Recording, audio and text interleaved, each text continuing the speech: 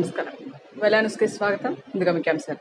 34 మందికి సీఎం సహాయ నిధి చెక్కులు అందజేత.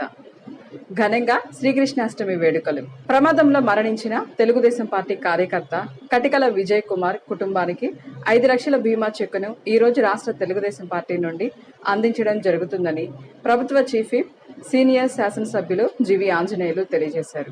నూజెండ్ల మండలం ఆయనవోలు గ్రామానికి చెందిన కటికల విజయ్ కుమార్ ఇటీవల రోడ్డు ప్రమాదంలో మృతి చెందారు. ఈ నేపథ్యంలో రాష్ట్ర పార్టీ కార్యాలయం నుండి వచ్చిన చెక్కును బాధిత కుటుంబానికి ఎమ్మెల్యే జీవి ఆంజనేయుల చేతుల మీదుగా అందజేశారు.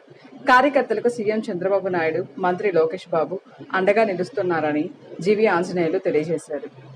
పట్నంలోని హనుమాన్ నగర్లో ఉన్న సంతాన వేణుగోపాల స్వామి ఆలయంలో శ్రీకృష్ణాష్టమి వేడుకలు ఘనంగా జరిగాయి. ఆలయ ట్రస్ట్ ఆధ్వర్యంలో నిర్వహించిన ఈ వేడుకలకు భక్తులు భారీగా తరలివచ్చారు. వేకువజాము నుంచే శ్రీకృష్ణుడికి ప్రత్యేక పూజలు, అభిషేకాలు నిర్వహించారు. మధ్యాహ్నం భక్తుల కోసం భారీ అన్నదాన కార్యక్రమం ఏర్పాటు చేశారు. సాయంత్రం జరిగిన ఉట్టికొట్టే కార్యక్రమం భక్తులను విశేషంగా ఆకట్టుకుంది. ఈ వేడుకలో యువకులు, పెద్దలు ఉత్సాహంగా పాల్గొన్నారు. అంతేకాకుండా ఆలయ ప్రాంగణంలో జరిగిన కోలాటాలు, భజన కార్యక్రమాలు భక్తులను ఎంతగానో అలరించాయని ఆలయ ధర్మకర్త కనపర్తి వెంకటరావు తెలియజేశారు. వేడుకల సందర్భంగా ఆలయ ప్రాంగణం భక్తజన సందోహంతో నిండిపోవడంతో ఆలయం కిటకిటలాడింది. సంతాన వేణుగోపాల స్వామి ప్రతి సంవత్సరం కృష్ణాష్టమి జరిగే ఈ కార్యక్రమం అత్యద్భుతంగా యువకుల మధ్య చాలా సంతోషంగా ప్రతి సంవత్సరం జరుపుకుంటున్నాము. అదేవిధంగా ఈ సంవత్సరం కూడా అతి ప్రతిష్టాత్మకంగా తీసుకొని యువత అంతా చాలా ఉత్సాహంతో ఈ ఉట్టికొట్టే కార్యక్రమంతో పాటు మరి సాంస్కృతిక కార్యక్రమాలు, కోలాటం, మరి కొన్ని వేల మందికి భోజనాహారాలు మనం అందజేయడం జరుగుతుంది. అందరూ పెద్దలు అందరూ సహాయ సహకారాలతో మేము ఈ కార్యక్రమం నిర్వహిస్తున్నాము. ఇదే విధంగా ప్రతి సంవత్సరం శ్రీకృష్ణ భగవానుడు నాకు ఆశీస్సులు ఉండాలని, ఆ యూత్ రాబోయే రోజులు కూడా చాలా ఇంకా అద్భుతంగా చేయాలని మేము దీనికి ముఖ్యంగా ప్రోత్సాహంగా సతీష్ గారు, ఎండూరు సతీష్ గారు, కనపర్తి వెంకటరావు గారు, ఆటో గొర్రెబాబు గారు, అలాగే చాలామంది మెంబర్స్ అందరూ సహాయ సహకారాలతో ఈ కార్యక్రమం విజయవంతంగా చేస్తున్నాము. ప్రతి సంవత్సరం ఇంకా రాబోయే రోజుల్లో ఇంకా ఉత్సాహవంతులు రావాలి, ఇంకా వచ్చి అందరూ సహాయ సహకారాలతో మేము ముందుకు వెళ్ళాలనుకుంటున్నాము. ఈ ప్రతి సంవత్సరం జరుగుతున్న ఈ వేడుకలు చాలా అత్యద్భుతంగా ఘనంగా జరుగుతున్నాయి. మరి మధ్యాహ్నం కూడా చాలామందికి భోజనాలు ఏర్పాట్లు చేయడం జరిగింది. అదేవిధంగా ఈ కమిటీలో చాలామంది మెంబర్స్ ఉన్నాం. మొత్తం తిరిగారు. అందరూ సహాయ సహకారాలతో, ఎవరి వల్ల సాధ్యం అయింది కాదు, ఏ ఒక్కరి వల్ల సాధ్యం కాదు, ప్రజలందరూ సహాయ సహకారాలతో మేము ఈ కార్యక్రమం చేస్తున్నాం. ఎవరు ముందుకు వచ్చిన అందరం కలుపుకోవడం మేము సిద్ధంగా ఉన్నాం. మేము అందరం ఐక్యతతో ఈ కార్యక్రమాలు అత్యద్భుతంగా చేస్తున్నాము.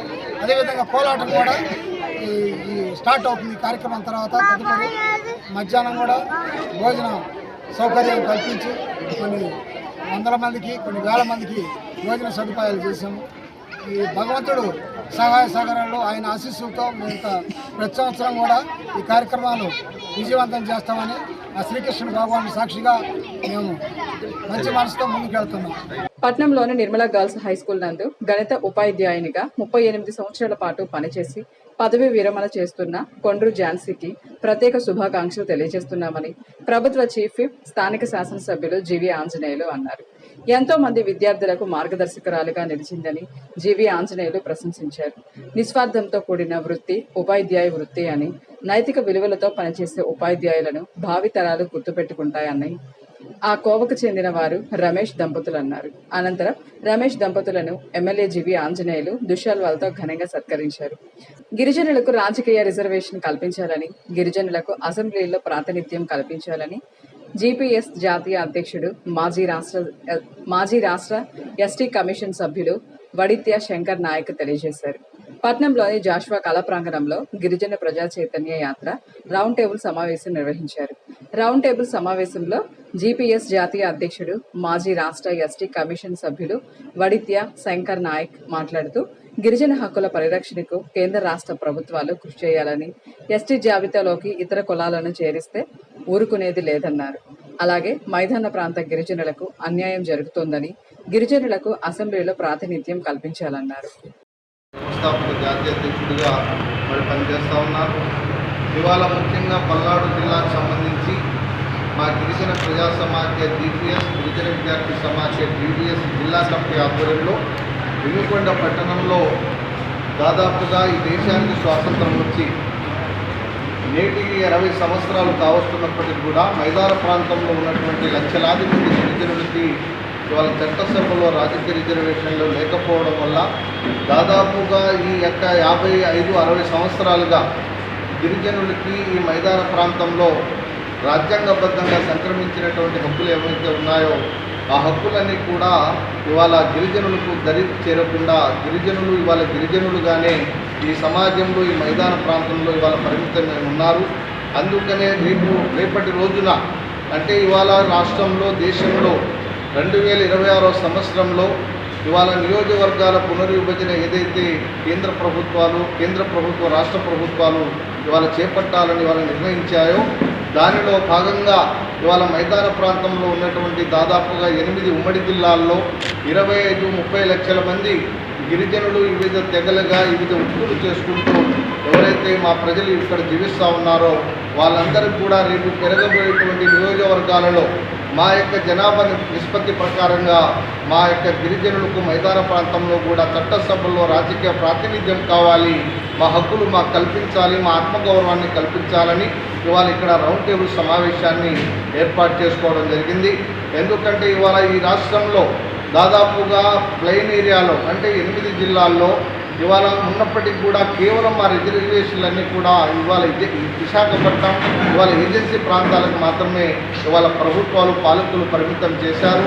ఇవాళ రాజ్యాంగం ద్వారా బాబాసాహెబ్ అంబేద్కర్ ఇవాళ గిరిజనులకు రాజకీయ హక్కులు కల్పించినప్పటికీ కూడా ఇవాళ ఆంధ్రప్రదేశ్ రాష్ట్రంలో మైదాన ప్రాంత గిరిజనుల యొక్క జనాభాని జిల్లా ప్రాతిపదికన జిల్లా యూనిట్గా తీసుకోకుండా ఇవాళ రాష్ట్రాన్ని ఒక విభాగంగా ఒక యూనిట్గా తీసుకోవడం వల్ల మా రాజకీయ ప్రయోజనాలన్నీ కూడా ఇవాళ ఏజెన్సీ ప్రాంతాలకు మాత్రమే పరిమితమైపోయాయి. ఇవాళ ఇక్కడ ప్రభుత్వాలు కేటాయించే నిధులు కానీ సంక్షేమం కానీ అభివృద్ధి కానీ ఇవాళ ఈ యొక్క ప్రాంతంలో ఈ ప్రజలకు కానీ ఇక్కడ ఉన్నటువంటి గ్రామాలకు కానీ తాండాలకు కానీ గూడాలకు కానీ ఇవాళ ఎక్కడ కూడా ఈ ప్రజలకు ఎక్కడ కూడా అందడం లేదు.